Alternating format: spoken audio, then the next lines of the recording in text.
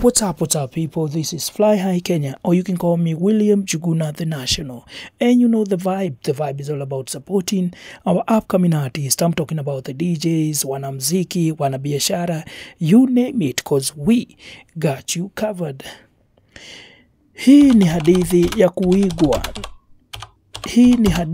ya kuigwa ya Goliath wa Bungoma, Wekesa, ambaye alipitia maisha magumu, kuishi mtaani hadi kupata msaada na hatimaye kurejea nyumbani kama shujaa mbele ya wazazi wake na mbele ya mkewe katika hafla ya kupokeo nyumbani Bungoma.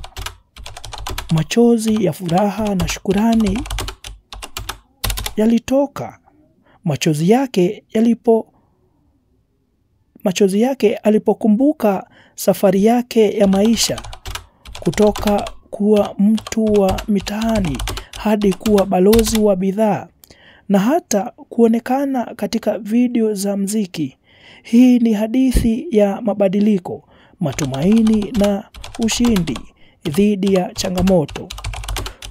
Tumpigie makofi Isaac Wekesa, Goliath wa Bungoma, kwa uvumilivu wake na bidii, na tumshukuru kila mmoja aliyeinua maisha yake. Hii ni nguvu ya jamii, mshikamano na imani katika maisha bora kesho. Usisahau kuandika maoni yako kwenye sehemu ya maoni hapo chini. Usisahau kusubscribe ndio usipitwe na video ama podcast tunapozipost. But kwa sasa, kwaheri. Maisha yangu ya kutukuza Yesu, nafsi yangu ya kutukuza Yesu. Mommy shocked. Angekuwa mwingine angekuta leo. Watoto wake wangemwambia tunataka nafsi yangu ya kutukuza Yesu. I'll do it from the top again. Maisha yangu ya kutukuza nafsi yangu